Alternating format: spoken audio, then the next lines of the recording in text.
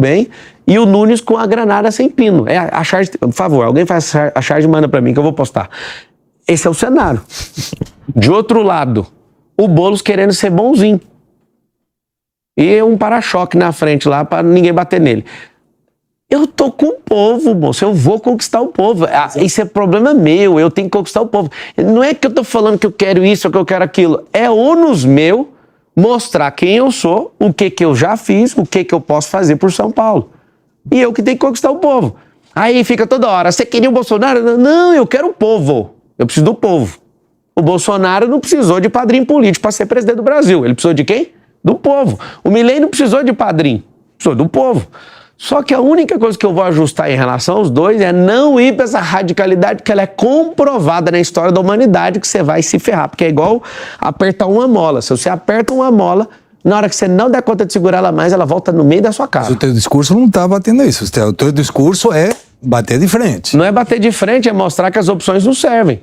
Se a opção servir minimamente, eu vou embora para minha casa, velho. Ô Pablo, tem um ponto interessante, eu sempre falei que a polarização é fictícia no Brasil. Um pouco mais de um terço votou no Lula, um pouco menos de um terço votou no Bolsonaro, um terço se absteve e votou nulo e branco. Ou seja, 2 terços não querem o Lula e 2 terços não querem o Bolsonaro. E eu vi um vídeo seu, que você, aí eu vi mesmo, pode até colocar entre aspas, tá? Cuidado, você colocou de memória na direita pra ele não armar pampeiro com você. Cuidado. Você colocou Pelo amor de Deus, ó, a gente pouco tem importa, 25 minutos pela frente. O povo, se você é de esquerda ou de direita. O povo não quer saber se é de esquerda ou de direita. Mas isso é o que sustenta O povo quer saber desenvolvimento, o povo quer saber comida na mesa, o povo quer saber... Quem tá com fome não quer saber se a mão é da esquerda ou da direita. Então, por isso, não interessa. Então, às vezes, eu acho que você tem um discurso que o Brizola, ele falava o seguinte, que o povo fica acostando o alambrado atrás de uma alternativa. Às vezes eu acho que você captou, poxa, o povo não quer saber da polarização, o povo não quer saber Bolsonaro e Lula, o povo quer outra alternativa. E aí você vê com um discurso novo. Mas, ao mesmo tempo, você se apega ao bolsonarismo. Cara, aí é a palavra sua. Não, e aí a gente faz essa pergunta. Cara, você se apega você ao imagina, o Bolsonaro defende a vida. Não, eu sou marsalista, acostuma esse termo. Vocês vão falar ele a vida inteira daqui pra frente. Daqui pra frente você vai marsalista, marsalista. É isso. Eu tenho que assumir minha identidade. Eu sou um leãozinho novo na política e eu tenho nome. Meu nome é Marçal. Aprende isso aí. Respeita o Bolsonaro, servi ele. Respeita a decisão dele de dar a granada sem pino na mão do Nunes. Respeito. Agora vocês têm que aprender uma coisa. Cada um tem sua própria identidade. Se o Bolsonaro defende, por exemplo, nós não defendemos o aborto. Eu não defendo. Eu sou jurista e desde antes de conhecer o Bolsonaro eu nunca defendi esse negócio. Se você imagina o Luiz Biden da Silva, o filho de um estuprador, é um monstro. Respeita, Lula. Você nem tá com condição mais de governar, emocionalmente nem mentalmente. Já perdeu suas faculdades mentais. Desculpa falar dele, que depois ele vai acabar com essa televisão aqui. É o seguinte, o que você precisa entender é que eu não estou fazendo um discurso. Eu sou isso que eu estou falando. Se eu fosse político, eu não ia arrumar confusão com ninguém. Eu ia ser o que todo político profissional é. Tá bom. Se eu fosse um político, eu ia criar animosidade com ele por causa de uma aspas. Não, meu querido, é isso mesmo. Vamos contornar e mentir aqui pra todo mundo. Não, vocês vão ver eu bater na lata. Quando você vê alguém que quer defender a verdade, você vai ver estresse, você vai ver gente que tá ali defendendo com o coração. Eu não tô fazendo discurso pra cada aqui. Tem gente falando, mas você precisa pegar a ala bolsonarista. Eu não preciso, eu só preciso mostrar o que eu quero fazer. Se as pessoas enxergarem verdade no que eu estou falando, eu não preciso de padrinho, eu não preciso de mudar meu discurso, eu preciso só chegar onde o povo precisa de ouvir. Conquistar o coração do povo de São Paulo. Vai, Nelsinho. Acho até que você se parece muito hoje com o Bolsonaro de 2010, 2011, assim, que é esse improvável, às vezes até um meme que viraliza. E acho até que você esteja mirando muito mais lá na frente, muito em década, em talvez... Você tá? Trilhando. Objetivamente. Você é um marçalzinho. Objetivamente, eu acredito que o Brasil vai mudar com gente que tem a mesma mentalidade que eu estou construindo, que eu ainda não cheguei na mentalidade ideal. Nós estamos construindo isso como nação. Em 50 anos a gente muda esse país. Mas eu queria mudar de assunto aqui, ô Marçal, porque no seu canal, no YouTube, você fala lá como empreender, você ensina a investir em leilão, você conta do tamanho do seu patrimônio, você fala de desenvolvimento pessoal, um monte de coisa. E tem culto também no seu canal. Livre. E às vezes você até aparece em pregações evangélicas, religiosas e tal. Eu quero te perguntar o seguinte, Considerando que a gente tem um público evangélico que impacta no resultado das eleições, e isso é, inclusive, pauta de partidos políticos, do próprio presidente Lula, que é impopular nesse meio, e paralelamente muito popular com o Bolsonaro, considerando que esse público impacta nas eleições, você consegue explicar qual é a sua religião e se for cristão, se você está vinculado a alguma igreja, se você tem pastor, se você tem uma comunidade, se você presta contas a algum líder, ou se você é do time adepto aos desigrejados. E como isso pode impactar a sua performance? Não vai impactar na performance, mas a verdadeira religião, já que você está me interpelando dessa forma, está em Tiago 1,27, que é cuidar dos órfãos, das viúvas e dos estrangeiros e se afastar de toda a contaminação que há no mundo. Por que você chamou de culto ali? Todas as semanas eu tenho um evento chamado Primícias, e na Primícias a gente não pensa em negócio antes de oferecer o melhor que a gente tem, que é nosso coração, para Deus. E a gente está numa geração tão doida que São Paulo foi fundado em 25 de janeiro de 1554, com 13 jesuítas fazendo uma oração, e o day one dessa cidade é uma oração. Eu acho que todo mundo, ou a maioria, no fundo acredita em Deus, porque nós somos um grande milagre. Agora, se você perceber que as pessoas começam a misturar demais a religião com a política, significa que eles querem dominar esses assuntos e fazer com que essas pessoas nem pensem e entrem pelo cabresto. Eu não acredito nisso. De novo, o povo é um povo, é uma sociedade. Nós somos sócios de uma mesma cidade. Então, se a gente é sócio, a gente tem que colocar na governança dessa cidade quem está mais preparado. Esse tipo de pergunta é para criar assim, alguém vai falar, ele é isso, ele é aquilo. Eu vou te falar o que eu sou cristão. Então, pelo nível de fama e de encheção de saco desse tanto de gente que fica me cercando, por exemplo, se eu vou num culto, eu não consigo adorar a Deus em paz. Eu levanto a mão, do nada alguém já tá tirando. O que é isso, mano? Então, assim, eu pratico o culto da minha casa a Deus, não religioso. Eu pratico nas minhas empresas, ninguém é obrigado a fazer, deixa isso claro, se você assistiu algum, talvez pelo que você está sabendo, ninguém é obrigado. Mas eu sou nitidamente um cristão, e o cristão tem um negócio chamado liberdade. Sabe o que significa isso? Ele aceita todo mundo do jeito que é. Ponto final. Então você não espere que eu vou misturar alguma coisa com governança de política, mas toda vez você vai ver eu te falando que Deus abençoe São Paulo, que Deus abençoe esse país, que Deus abençoe as famílias, que Deus abençoe os empresários, os trabalhadores, que Deus abençoe os petistas para todos conseguirem passagem para Cuba sem volta. Só quem quiser ir, né? Fala, Nelson. Então você não está vinculado a nenhuma Não estou vinculado a nenhuma instituição. Nenhuma instituição, nenhum pastor, você não tem líder. Nem nenhuma religião também. Não estou vinculado a nenhuma instituição religiosa. Marçal, recentemente houve uma reportagem da revista Veja falando um pouquinho sobre os processos que as suas empresas têm. São várias empresas que renderam dezenas de processos, se não me engano, cerca de 100 processos. Alguns estão sob sigilo, outros dão conta de processos trabalhistas e etc. Como é que você recebe ou avalia a quantidade de processos que você tem hoje? 98% dos processos, principalmente trabalhistas, no mundo inteiro, está num país chamado Brasil. Deve ser por isso que grandes companhias foram embora e a gente está sem os empregos hoje. Agora, se você... Mas você diz que eles não têm razão de existir? Não, eu quero saber por que tem 197 países, 7 bilhões de pessoas e, numericamente, por que 98% dos processos estão no nosso país. Tem alguma coisa errada aqui. Fazem de tudo para as empresas não estarem aqui. Quem vai perder é o povo. Mas tudo bem. A maior parte dos meus processos são consumidor. Eu tenho publicado 61 livros. Às vezes o livro não chega, tem um extravio, a pessoa vai lá e processa, eu vou lá e indenizo, entrego mais do que ela pediu. Se você fizer a pesquisa direitinho, porque você ficou só na headline, é interessante essa headline. Você imagina um grupo multibilionário só com 100 processos. Geralmente quem tem um grupo do meu tamanho, né, no tamanho, a envergadura das nossas companhias, tem 5 mil. Uhum. A gente tem muito pouco processo porque a gente não... Você acha que interfere a forma como eu te fiz a pergunta? Não. Eu só tô te falando que se você perceber...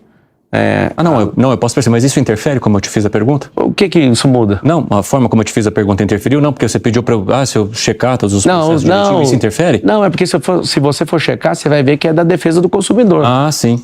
Não é que você falou que eu vi só o headline. Não, mas é porque... Não, mas eu tô te perguntando, esse espaço aqui é para isso também. E eu tô te respondendo. É por isso que eu não trouxe uma tese antes. Você tem tantos processos X e assado. Não, eu tô perguntando para você. E eu tô respondendo. De onde são esses processos e por quê? Eu quero ouvir a tua resposta aqui. Eu não quero ouvir a sua resposta baseada em outras publicações. Não, mas o que eu for responder é a minha resposta. Exatamente, por isso que eu tô te perguntando. E eu tô te respondendo. Por favor. Não faltou a resposta, já tá respondido. Não, exatamente. Mas por que você pede para eu ler headline, então? Não, eu não falei para você... Não pedi, não. Eu falei que você só leu até aí. Não, tudo bem. Posso ter lido ou não, mas isso não interessa. Eu tô te perguntando por que eles... Eu não sei por que você tá... Não sei por que você tá preocupado, mas eu já respondi. Não tô preocupado, não. E o que eu respondi, então? Não, eu tô te perguntando por que eles existem. São processos de consumidores, existem processos trabalhistas, mas eu quero saber um pouco mais. Por que alguns processos, por exemplo, ocorrem sob sigilo e por que são... Tem que perguntar pro juiz. E por que são tantos processos? Tantos? Um grupo multibilionário ter 100 processos, pergunta pros advogados aqui se isso não é um milagre. No Brasil, isso é um milagre. O que foi, Nelson? Já que estamos no assunto do processo... Acho sobre o que você perguntou sobre o questão do sigilo, se você quiser falar com o corpo jurídico, pode ficar à vontade, dou acesso, mas tem que perguntar pro juiz, é ele que coloca isso. É porque viralizou esses dias, Pablo, uma questão envolvendo seus processos e não aqueles que você responde. Mas você falou aqui, inclusive na Jovem Pan, no Pânico, que você nunca processou alguém. Até aquela data não tinha processado, o único processo era público, que era por conta da candidatura de presidente. Então, aí começaram a aparecer pessoas pesquisando processos que você seria o autor e estavam até te cobrando judicialmente. Você quer esclarecer? Como é que Quero esclarecer, você esqueceu? Já veiculou, não esqueci, já respondi, inclusive, você ouviu ou não? Você falando sobre os processos que você respondeu na resposta anterior. Não, acabei de responder, porque você não prestou atenção, vou repetir. Então só para ficar claro. Então vai lá. Quando eu te perguntei, você respondeu no meio da minha pergunta que até aquele dia você nunca havia processado alguém. Sim. Posteriormente... não sei se nos dias seguintes, alguém entrou com uma ação judicial contra você, demonstrando que antes do início do programa, do dia que você esteve aqui no Pânico, você já tinha processado anteriormente. Ou seja, o cara juntou e você fez uma nota pública tentando esclarecer. Não tentei, não. Eu consegui. Eu dei a clareza da nota porque muitas pessoas vão se aproveitar disso. A gente está no Brasil. Simples. Os processos que aconteceram até aquela data são de natureza pública, ou seja, era para poder ir no debate da Band, era contra a Rede Globo de televisão, porque me tirou de uma sabatina. Não processei ninguém, é um processo público, é em favor do povo, até aquela data. Como eu percebi uma manobra de algumas pessoas tentando tirar proveito, e várias, das 100 ações, desconta 20, se você quiser saber. Você desconta 20 é a ação de pessoas que estão se aproveitando dessa fala. Cobrando milhões, não é isso? Pode fazer à vontade. Tá muito simples. Peraí, deixa ele terminar. O que eu fiz foi, eu não tinha processado até aquela data. Só que agora, depois do Rio Grande do Sul, eu decidi que eu vou processar todo mundo e todo o dinheiro eu vou enviar para o Rio Grande do Sul para reconstruir aquele lugar. Agora, nós estamos num país onde as pessoas não gostam de produzir por si mesmas. Elas querem tirar proveito de alguém. Então, realmente teve, as ações todas estão caindo, porque as pessoas bonitinhas, elas têm um dinheiro, vai lá e ainda mente no judiciário, e eu estou caçando todas, ela vai lá e pede assistência gratuita do judiciário para cobrar uma aposta, que eu nem fiz com elas. Eu fiz um desafio e a pesquisa, de novo, está muito nítida. Todos os processos até aquela data era sobre questões públicas, minha candidatura, que inclusive o CNPJ é da campanha eleitoral. Não é meu. Eu realmente, até aquela data, não tinha feito movido nenhum processo contra ninguém. Zero. Inclusive, até com a sua pré-candidatura, veio à tona o caso em que seu nome aparece lá em 2005, em Goiânia, envolvimento que eles falam ali de formação de quadrilha, furto qualificado. Zero possibilidade de ter mexido com isso. E aí... qual é a explicação que o senhor dá? Porque mais de uma vez essa questão ela aparece nos momentos em que o senhor protagoniza algo. Muito simples. O que aconteceu lá em 2005, muito simples. Pablo Marçal? É simples. Eu trabalhei para um cara arrumando nessa lista. E eles mandaram lá para ver, não acharam nada. Os policiais, mas cadê os documentos? Pelo amor de Deus, nós estamos na era digital. Cata os computadores e vão ver. Não acharam nada. E não vão achar nada, porque a única coisa que tem na operação é eu doei o dinheiro para minha campanha, e ao invés de pegar um táxi aéreo... Para a tua? Sim, para mim, é meu dinheiro, meu. Todo dia um repórter pergunta, quem tá pagando o combustível do seu helicóptero? Ele é movido a energia solar, caralho. Não pode. Então esse povo fica o dia inteiro. É uma sede por dinheiro público, você não pode pôr seu dinheiro. Aí o que aconteceu?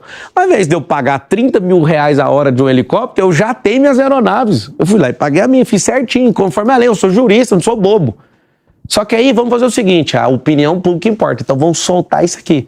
Cara, quando você for perceber, eu sou uma das pessoas mais injustiçadas, mas eu não peço ajuda pra ninguém.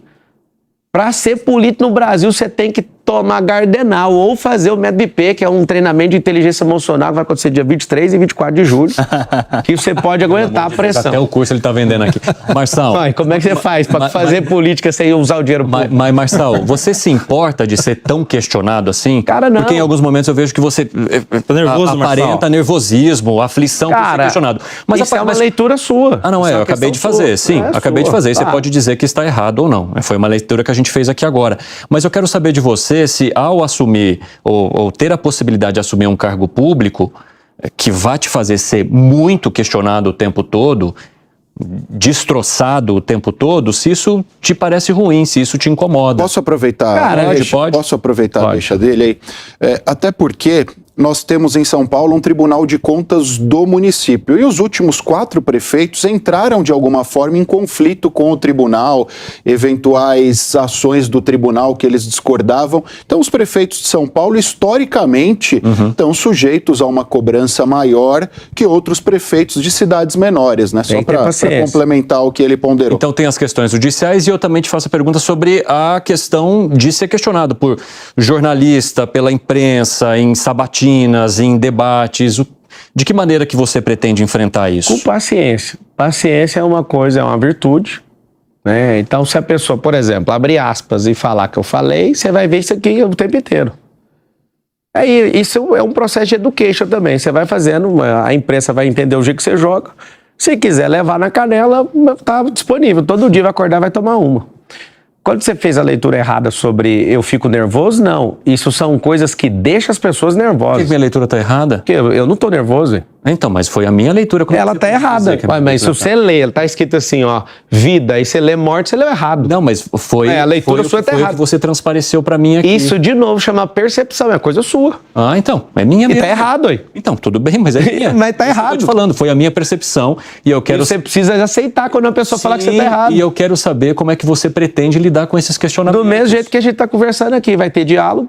Eu não vou fazer igual esquerdista que você tá jogando xadrez, parece que você tá jogando com pombo, ele não dá conta de mover mais, ele bate a cauda que ele é o próprio pombo, caga no tabuleiro e vai embora. Eu vou ficar até o fim. Eu tenho paciência, eu aguento pressão, eu vou provar pra vocês que eu sou preparado pra suportar isso aqui. Vai ter gente que vai jogar contra o tempo inteiro. Você parece ser um cara agradabilíssimo. Imagina eu pegando um cara que tá lá na Folha de São Paulo, no UOL, que é esquerdista daqueles, enviado não sei da onde, ele vai querer arrancar até o meu fêmur. Ou seja, eu vou ter paciência com ele também. Porque eu sei que a gente tá contaminado. O quarto poder da República, que é a mídia, tá controlando o país. Precisa ser do jeito que foi com o Bolsonaro? Eu acho que o Bolsonaro pecou no excesso ali. Tem que ter um pouco mais de paciência. Você vai ter essa paciência da minha parte e vocês também tem que ter paciência comigo. Eu tô saindo do meu campo da vida privada que eu mando na minha vida e agora eu não vou poder falar tudo. Isso para mim é das piores coisas que existe. Acho que a pior coisa de alguém que tem a vida que eu tenho é trocar minha agenda que é livre por uma agenda ocupada por 1.460 dias. Segunda preocupação é ter paciência com tanto de leitura errada, com gente abalada emocionalmente, com gente que abre aspas no seu nome e você não falou, com gente que te odeia de graça. Mordeu, hein? Mordeu não, cara, é a realidade. Foi 3 seguidas aqui, ó. Você é de Goiás, né? Isso aí lá chama morder a chumbada. Eu sou do Brasil, rapaz. Eu nasci dentro do carro, num Voyage 87. Você sabe o termo morder a chumbada? Eu sou pescador também. Então você sabe, né? Parece que você mordeu a chumbada da Cássia, hein? Não, então, a chumbada dele era tão fraca que na hora que eu mordi, arrebentou a linha. Foi 3 que ele mandou, É uma questão de interpretação, hein? É, porque você não conseguiu acertar nenhuma. Isso é uma percepção. Então abre aí e mostra. Errado, olha lá, ele tá caçando aqui, ó. Não, deixa eu mostrar uma coisa que tá acontecendo aqui ao vivo, só um pouquinho. Olha o que ele tá fazendo. Ele fica caçando headline de notícia pra vir. Ou seja, só fica na headline. Quando a gente... E é muito bom estar aqui... Você alertou da headline. Inclusive eu chamo a atenção e faço muito dinheiro com a headline. Que bom. Isso é bom demais. Se você quiser aprender, o que acontece? Tô feliz. Mas pode ficar cada vez mais próspero. A advocacia é muito bom mesmo. Eu não fui pra ela e prosperei empreendendo. Vamos aonde? Vamos lá, Nelsinho, por favor. Vocês estão monopolizando aqui o programa e a gente tem mais perguntas a serem feitas. Vamos lá. Só pra falar que eu tô muito satisfeito de estar aqui, viu? Esse aqui é um bom treino. Vai lá, Nelsinho. Ô, Pablo, diga. A gente tá vendo aí um movimento acontecendo, você mexeu na pesquisa aqui, a a campanha, a corrida eleitoral pela Prefeitura de São Paulo, movimentou inclusive a formação de algumas chapas, e a sua chapa ainda não está sendo discutida a respeito do seu vice. Quem não está discutindo? Pelo menos publicamente. Todo dia. Publicamente, calma. Publicamente, a gente não está vendo quem são os cotados ou não. Agora, por exemplo, com essa ideia do União Brasil talvez aderir à sua campanha, o Milton Leite, que é o presidente municipal, tinha se colocado à disposição do Ricardo Nunes para ser vice dele. Você aceitaria o Milton Leite como seu vice? E se não, quem seria um outro nome aí cotado para ser o seu vice? Já que a gente está se aproximando das convenções. A primeira coisa é que a ansiedade de vice é só de candidato que quer ser vice. Então a ansiedade é dele. Era bom você fazer essa pergunta para ele. Segundo. Mas dele certamente haverá. Eu quero saber da sua se você aceita. Então, é o seguinte, eu ainda não conversei com ele.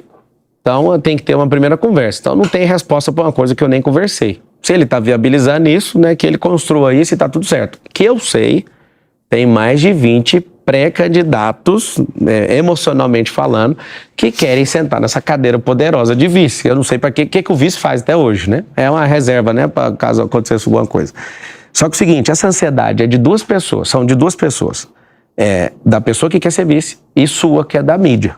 Só de vocês dois. Pro eleitor não faz diferença? O eleitor tá amanhã, acordou, tá lá no metrô, você viu lá o vice?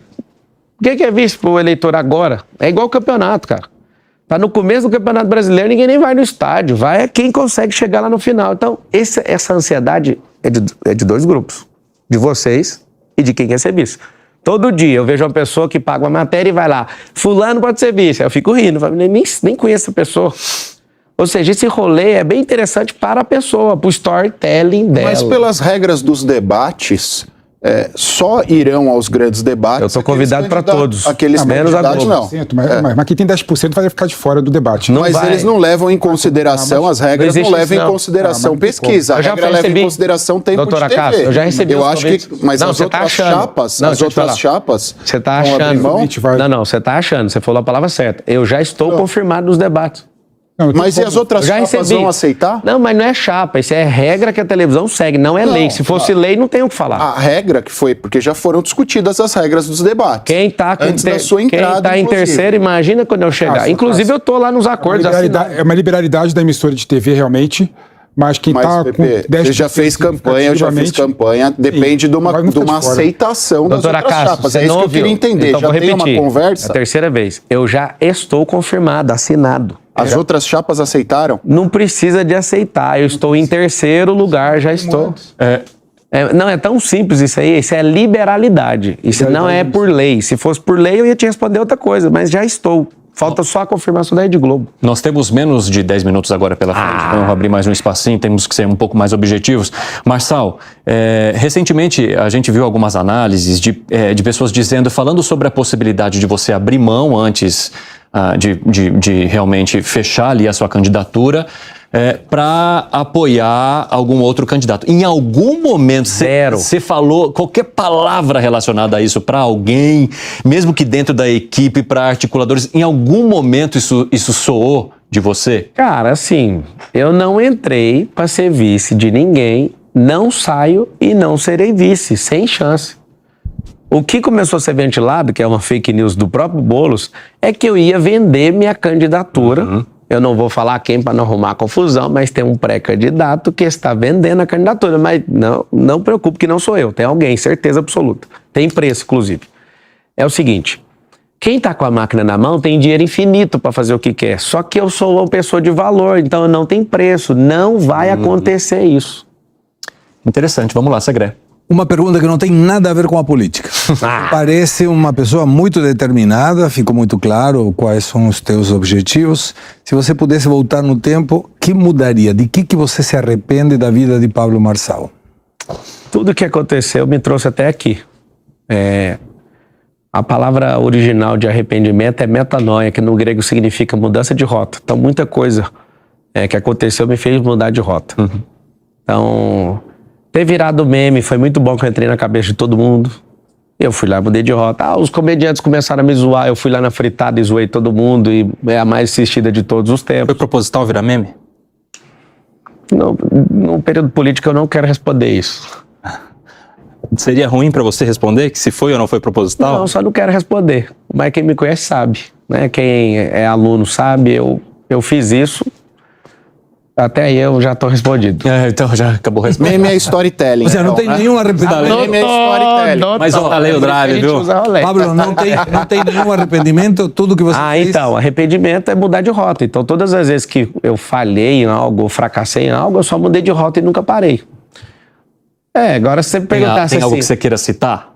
cara, por exemplo, entrar num partido igual o PROS, do jeito que foi, o único partido que me aceitou. Aquilo foi uma grande merda. Mas foi uma grande experiência, porque agora eu tô bem calçado no partido que eu tô. Aquilo que aconteceu me deu força para hoje. Aí se eu falo, não, eu arrependo a ponto de não ter feito essa decisão ruim no passado, hoje eu poderia estar incorrendo no mesmo erro. Ou seja, as pessoas elas não têm que apagar o passado ou tirar alguma coisa da vida delas, elas precisam ressignificar. Eu estava lá dando o meu melhor pro Bolsonaro vencer a eleição, apesar de tudo que todo mundo já sabe. Só que na hora que eu vi que perdeu, eu já desconectei daquilo e falei, vou cuidar da minha vida. Tem gente que tá abalado emocionalmente até hoje. Então, quando a pessoa realmente arrepende de algo, é o que eu te falei a palavra que é metanoia, significa a pessoa ela muda de rota a partir dali. Eu não tô repetindo os mesmos erros. Eu aprendo muito com os meus erros. E aprendo com o erro dos outros. Agora, cara, se eu tirar uma peça do meu passado, muda completamente o meu futuro. Eu não voltaria atrás, tá?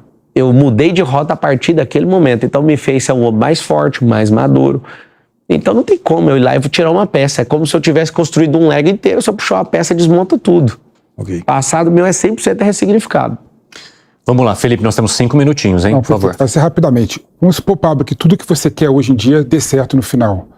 Como é que você acha que vai ser São Paulo depois do seu possível mandato? Cara, imagina eu acordar em 2025, Tarcísio governador. Cara que gosta de fazer obra igual eu faço. Primeira coisa que eu vou ter que fazer, né? Parar, ouvir o povo e ir lá convencer os vereadores a não travar as pautas e conquistar eles. E todo mundo gosta muito de poder. Você vai ver um prefeito muito bem relacionado, que vai visitar bastante a Câmara, que vai ter esses vereadores bem próximos, que vai ter concessões que você precisa de fazer, que a política não constrói sozinho. Se você tivesse me dando um cargo de monarca, não ia prometer nada para ninguém, só ia fazer. Mas como você está me dando o grande emprego de ter que relacionar com todo mundo e servir todo mundo e ter diálogo com todo mundo, eu vou ter esse diálogo, vou ter paciência e diferente do Pablo da vida privada que fala o que quer, eu não vou poder falar o que eu quero. Porque o Lula fala o dia inteiro o que quer, o dólar sobe e arrebenta com a mesa das pessoas menos favorecidas. As pessoas, elas não entenderam que um cargo político, elas têm que ter um filtro político pro bem da nação e pro bem das pessoas e pro bem da cidade. Então eu já tô sentindo o peso desse amadurecimento, porque eu falo o que eu quiser nos meus canais. Eu não sei se vocês sabem, eu sou o terceiro político mais influente do Brasil no Instagram, só perco pro Lula e pro Bolsonaro. A gente passou o Nicolas esses dias, acho que tá bem próximo ali, e até o final da eleição eu vou passar os dois. E o que eu quero falar com isso? Eu sou uma liderança nova que está levantando. Eu quero que se levante outras pessoas. Eu não quero ser um político de estimação de ninguém. Eu quero servir com o melhor que eu tenho. E o meu desejo é que os brasileiros que têm resultado na sua vida privada vá para a política, sirva por um tempo, forme pessoas e vamos empurrar esse povo que é proselitista, esse povo que é balela, esse povo que é invasor, esse povo que é apoiador de rachadinha, esse bando de ladrão, esse bando de esquemista, esse bando de maquinista, esse bando de gente que está atrapalhando a evolução do nosso povo. É muito simples. Eu já estou amadurecendo para assumir esse cargo. Não vou poder falar o que eu quero. Isso é uma das piores coisas que existe. Só uma última coisa. Tem algo do que você teme ou de que você teme? Tem. O Deus vivo. É a única coisa que gera temor no meu coração. Temor é um extremo respeito, isso não é medo. E esse Deus falou para eu ser forte e corajoso, eu vou até o fim, eu acredito que eu sou o próximo prefeito de São Paulo, com o temor que eu tenho a ele e com a graça do povo. O povo vai descobrir o coração que eu tenho, o tanto que eu já fui injustiçado, mas nunca fui vítima, e eu não vou parar. Eu quero pedir para vocês uma coisa, aposta no futuro, só isso. Últimos segundos, vai lá, Nelsinho. Muito objetivo. Você falou que passou o Nicolas, é o terceiro político mais influente no Instagram. Você falou também um pouco antes que é analítico. Você não acha que desses seus seguidores aí tem gente que tá querendo aprender, investir em leilão, outros querendo ver o culto da primícia, É igual, que não são de São Paulo, e que não são de São Paulo. E ninguém falou Você que é acha São que Paulo. você acha que fora do Instagram você é mais influente que o Nicolas Ferreira? Nunca. O Nicolas é um movimento. Em 2034, eu falei até com o pai dele ontem no CEPAC, ele vai ser presidente do Brasil. É uma previsão minha. 2034, o Nicolas vai ser presidente do Brasil. Tenho extremo respeito por ele. Eu falei do nome dele porque ele é o mais badalado de todos, que não tá na linha aí né? Tava em terceiro até essa semana passada. E não é para criar rivalidade, eu espero que ele me passe. Se ele, né, eu acho que ele tem uma capacidade absurda, um dos melhores, na verdade é o melhor orador do parlamento hoje.